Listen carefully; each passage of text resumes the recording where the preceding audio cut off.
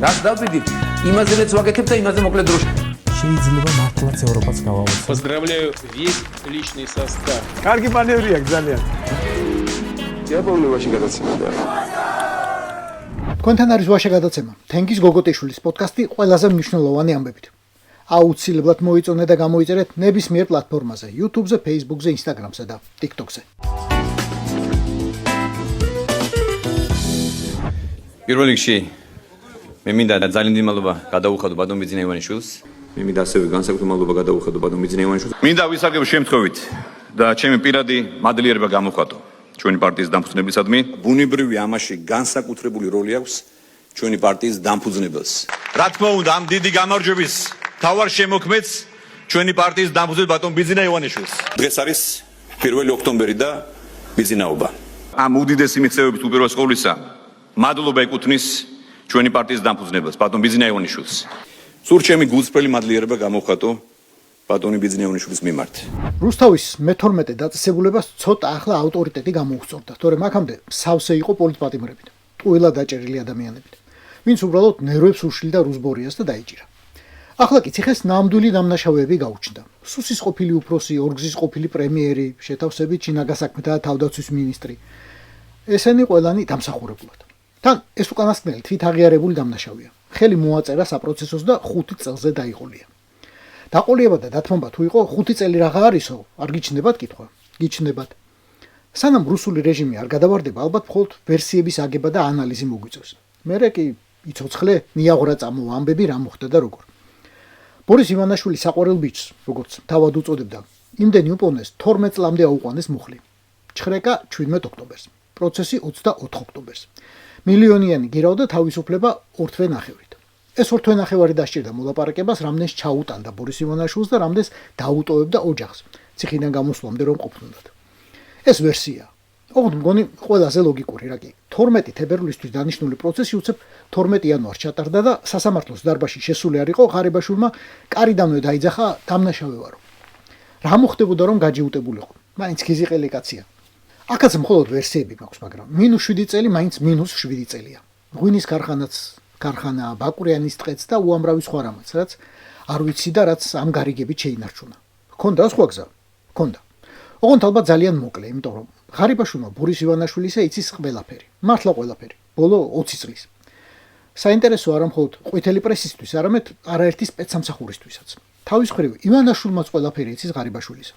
იცის მაგალითად ჰაკიმ-ფაშას მთელი ისტორია, იცის ჩოკუტაევის მთელი ისტორია, იცის გარეჯის მთელი ისტორია, იცის თვითონ რა დაუალებია და იმას რა შეუსრულებია ძაღლის მონდომებით. დიდი მადლობა ბატონ ბიძინა, რომელიც საშუალება რომ ვემსახურო ჩემს ქვეყანას თქვენთან ერთად, ეს იყო ძალიან დიდი ბედნიერება. ცოლის დამ ერთი წაიწუწუნა Facebook-ზე არასწორად მოექცნენ ჩვენი ოჯახის თვალსო და ეგ იყო სულ.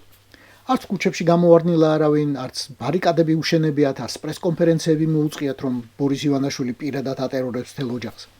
განსხვავებით მისი სიმამრის დაპატიმრებისგან წინა ხელისუფლების დროს, რომელზე ლაპარაკითაც არც ეს 13 წელი დაიღალნენ და არც არასდროს დაიღლებიან.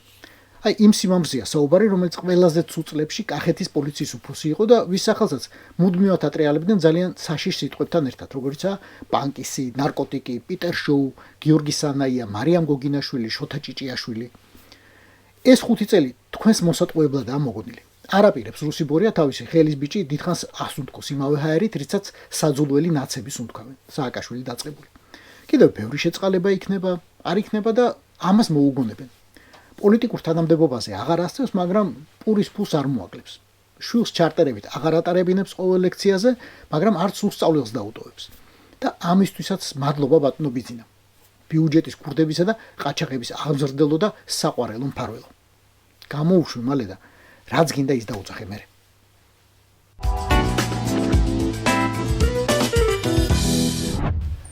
ოთხი რჩევა მაქვს, სულ 4. რჩევა ნომერ 1. კოლეგა ჟურნალისტებს. ორი თვალი რომ გაახილოთ ხოლმე, მე მგონი არ გავნებთ. როცა სუბიექტი გეუბნებათ არ ვარ მონაკოშიო და უჯერებთ, ჩაუყევით იმ გვერდს, სადაც ეს ვიდეო ქვეყნდება და წაიკითხეთ როდინდელია ვიდეო. და შემდეგ კითხვა მონაკოში ხარ თუ არა, მარტივად შეიძლება კითხვით მონაკოში როდის იყავით. მარტივია. რჩევა ნომერი 2. კოლეგა სტრატკომებს, პიარშიკებს, მოკლედ, პროპაგანდისტებსა და პროპაგანდონებს. უკვე მე რამდენად კრიზისულ ვითარებაში მოქმედების ყველაზე უარეს ალგორითმს ირჩევთ. ბრიყულს. Argumentად ხელოვნური ინტელექტის დასახელებას ჯობდა ყველაფერი, მათ შორის ცისფერკაბიანი გოგონას გასაღება ბიძაშვილის მამიდაშვილად, ან ბაღის მეგობრად, ან კაი ბიჭის დაიკოთ, ან ძმაკაცის შეყვარებულად. იმიტომ რომ აი იმ ჩატეხილ მტევანს მხოლოდ ქოცები და ოკრებას მარშრუტკის მძღოლები რომ აკეთებენ ფანჯრიდან გადმოყოფისას, მაგას დედამიწის ზურგზე ვერა ხელოვნური ინტელექტი ვერ მოერევა, ვერც ფასიანი და ვერც უფასო. მან გაიყიდეთ უკვე მეორედ. რჩევა ნომერი 3. სუსტსა და დანარჩენ სახელმწიფო აპარატს.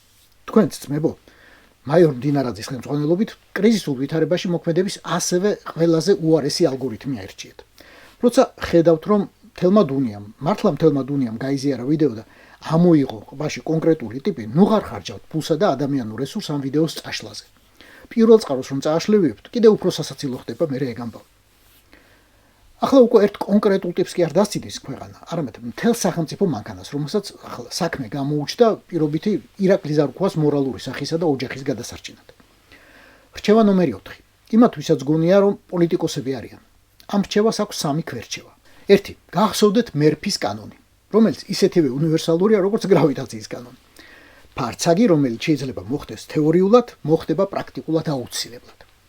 ოჯახური სიწმინდე თუ გაქვს ამოჩენებული საყვარელ თემად ალაყბოთ და მზად ხარ რომ გადანერგილითმა დაიპუტო ღერაღერა ჩემზე ერთგული ქმარი და მამა პლანეტაზე მხოლოდ ბატონი ბიძინაო, აი მან მოგეწევა ზუსტად. მეორე. დღიდან ტელევიზორში პირველი გამოჩენისა შენ ხარ საჯარო ფიგურა. საჯარო ფიგურაც შეიძლება კომიკური და ბრიყული იყოს, მაგრამ ეს საჯაროობას არ აუქმებს. და მესამე.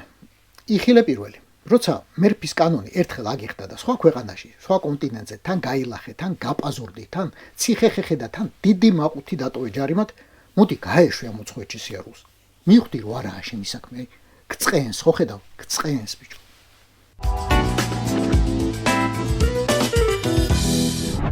13 იანვარს 35 წელი შეუსრულდა ამბავს, რომელიც ჩვენს 9 აპრილთან ერთად საფუძვლად ჩაეშენა საბჭოთა კავშირის დაშლას. ვილნიუსში მაშინ საბჭოთა არმიამ და უშიშროებამ ტანკებით გადაუარეს მომიტინგეებს, რომლებიც სამშობლოს იცავდნენ და დამოუკიდებლობას ითხოვდნენ მხოლოდ. ტანკებით გადაუარეს პირდაპირ მნიშვნელობით ამ სიტყვის. არ ვაჭარბებ საერთოდ. დაიღუპა 14 ადამიანი, მათგან ქალი მხოლოდ 1 იყო. 9 აპრილიდან განსხვავებით. ოკუპანტების მხარეს დაიღუპა კგბ ჯგუფ ალფას 1 ოფიცერი, რომელსაც რიკოშეტით მოხვდა თავისივე მეგობრის მიერ მშვიდობიანი ლიეტუელებისთვის ნასროლი ტყვია. ბუნებრივი იყო, რომ ამ ამბების შემდეგ სამკვირაში ჩატარებულ რეფერენდუმზე დამოუკიდებლობას მხარი 85%-მა დაუჭირა.